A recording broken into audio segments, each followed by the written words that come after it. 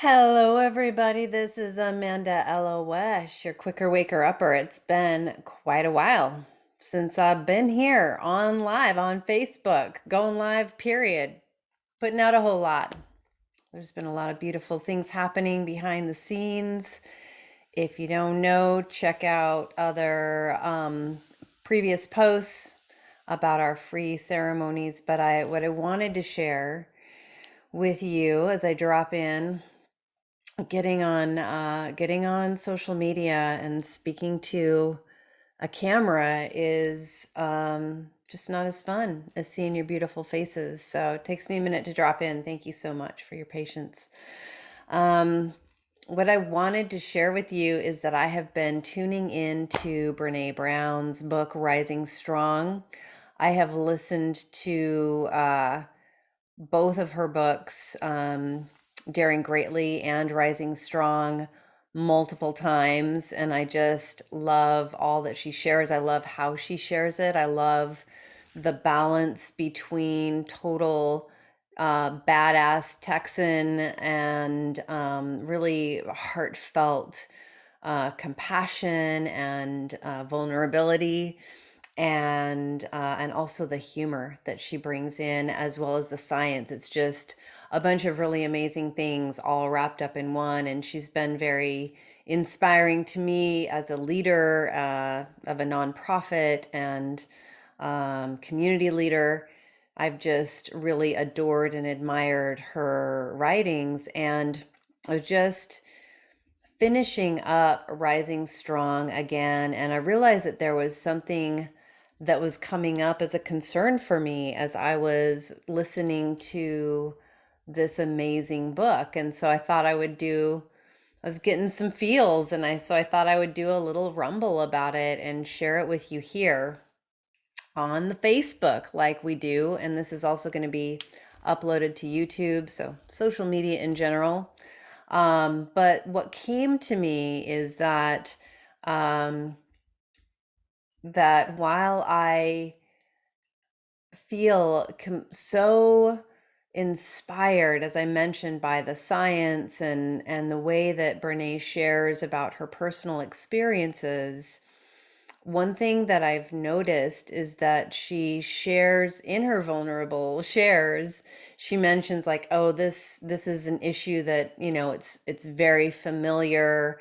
I do this every week with my husband. We rumble every single week, and this story, this old wound, this old childhood, I'm not good enough, I'm not enough wound comes up all the time, and so I'm always dealing with it. And I think it's beautiful to name that these things can continue to arise in our lives as allies for growth.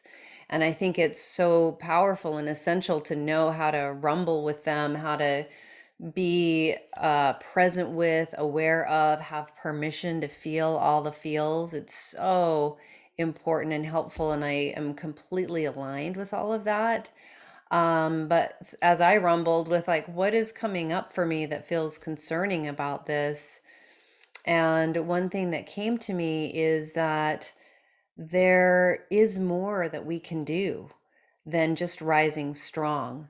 And that more is making a commitment to doing the deep inner healing to alleviate these patterns, these traumatized patterns that come up and cause triggers, like to be able to do the deep work of not just owning it, not just making amends with how those hard feelings are expressed to the outer world, but how can I do deep healing to that part of me so that it can come out of trauma and stop being so triggered in the first place. It is possible. And just comes it takes a while, especially really deep conditioned patterns, deep conditioned wounds, deep traumas. Once we're in a trauma, we are in a program to keep repeating it. Brene talks about it. Joe Dispenza talks about it. It's a survival program that's traumatized. It's not thinking creatively, it's doing its best just to survive. And the chemical response, even though it's stress, even though it's adrenaline and it's ultimately harmful, it is a burst of energy that our neurological system gets addicted to.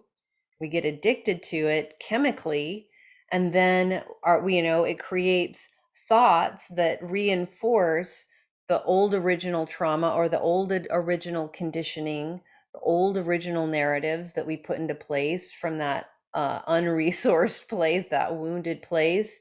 And then the thoughts generate more of the same program that feed the feelings that create more addiction, so that it's this self-fulfilling prophecy and this loop that can strengthen over time. And so if the stopping point is just acknowledging when we're triggered and when we've made a mistake, if that's only as far as it goes, then we're just allowing ourselves to continue to repeat that that problem. It may be expressed differently. We may make an agreement about that specific behavior. Oh yeah, I really lost my cool, and spoke unkindly to you when this thing came up. Maybe an agreement around speaking to someone in a certain way can be met, but if the deep healing isn't done to address the pattern of unconscious behavior that caused it in the first place, then it will continue to repeat and hurt people, not on purpose necessarily, but hurt people, healing people, heal people. And so, what I was realizing is that in witnessing Brené Brown talking about, yeah, this is something that I rumble with all the time, it comes up all the time. My concern is that while she's making herself humble and vulnerable and recognizing, yep, this comes up, um, I'm not hearing the responsibility to do the deep healing to deactivate it in the first place. And instead it it may not be the impression, but the story I make up about it when I listen to her talk about these things is that it's she's so influential and she's so inspiring and she's so compelling. I just adore her. And it feels like a little bit of an excuse to just stay at the level of, oh, yeah, I fucked up. Let me take accountability for it. Let me be vulnerable. But then not necessarily take the accountability to go deeper, to do the deep healing work with the subconscious that can help alleviate it or at least make it better. So I'm speaking from a place of a lot of experience. So subconscious healing is possible, and bringing love and kindness to the parts of us that are expressing themselves in painful ways for ourselves and other people is, I feel like, the ultimate work that we all need to be doing right now, because focusing on where other people are fucking up is less helpful than taking full accountability for that inner work. And I realized again, just my concern in listening to Brene Brown talking about this is this is goes on for me all the time. I rumble with my husband about this every week. It's like there can be an addiction, I feel like, to the experience of the, oh, here, let me, I'm going to catch myself doing something that's not in alignment. There's this almost like a shame addiction, oh, yeah, I get to feel shame. And it's great to be able to feel shame and own the shame and then heal the shame. But also, that can be an addictive pattern, I guess, is what I'm saying. That can in itself become an addictive pattern of setting oneself up to feel shame and then to go through the process with other people therapeutically to feel better about oneself. that can become an addictive and unhealthy pattern. And I'm going to refer to existential kink, which talks about repeating patterns being, having as evidence of wanting. And Carolyn Elliott's take on it is that these unconscious or unintentional or whatever the phenomena that's happening in our lives that we don't want, that we're actually getting off on it sexually in some way, and that we should just own that. So it might be an interesting avenue to go down. I'm not going to go down that super deep, but I see it more as it's a chemical addiction that happens. Those hormones that get released from, oh, I was bad, I was wrong, I did something, whether it's something that we're unconsciously being getting addicted to, it's stressful, but there's still something about it in our system that really likes that because it's a burst of energy. And so just evolutionarily, our evolution and our ability to survive counted on finding access to bursts of energy at times. So we're set up to be addicted to those bursts of energy, even if they're from anger, even if they're from fear. So that I feel like this is just the whole process of being caught in a, like, oh, I'm going to own my shame, I'm going to be vulnerable, like that in itself can be an addiction and an excuse to not go further and do the deep inner work to heal up, to bring healing to the traumatized parts that are unconsciously making it a repeat pattern. Because we may be getting off on it, but we usually need other people to wrestle with, to tango with. And so hurt people. And if we're just stuck in a repeat pattern of, I give myself permission to be human and vulnerable and I'll own it, but I'm not going to actually try to heal it because it's so fun on a unconscious level to just keep feeding that loop, like that concern came up for me as a possible catch. Not that it always means that, but it just feels like it's something that can be a mental loop that one can get stuck in looking at Brené Brown's work. So wanted to share that. Not really a criticism of Brené Brown at all, because like I said, I adore her writing, her amazing balance of badassery and science and heartfelt um, vulnerability, uh, the humor, all of it just combined is so compelling and amazing.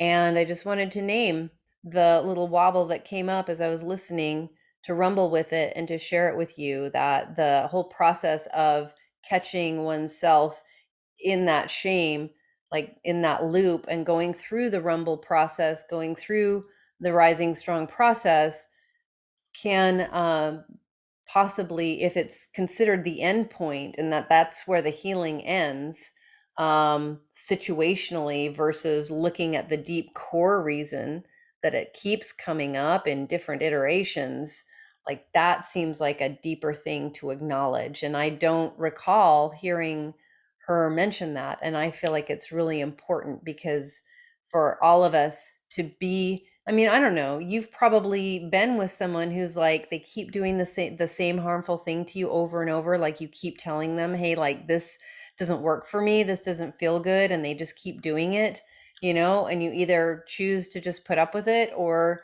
you have to step away.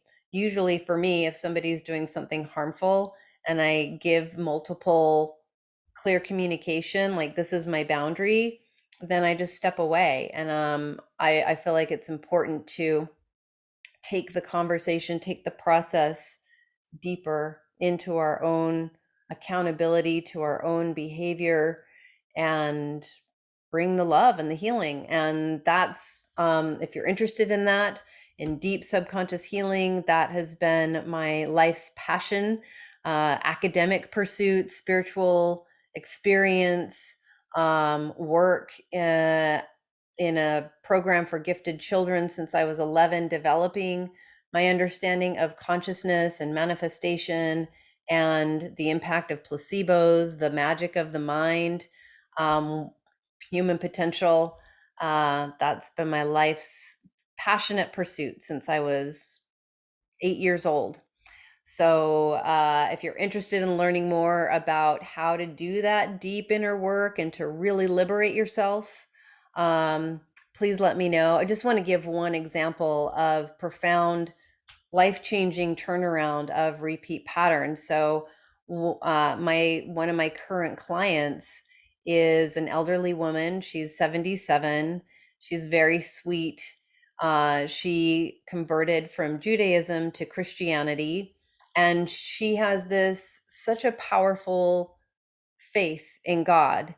And she says she when she started working with me, she said, I believe God in my thinker, but I don't feel him in my feeler.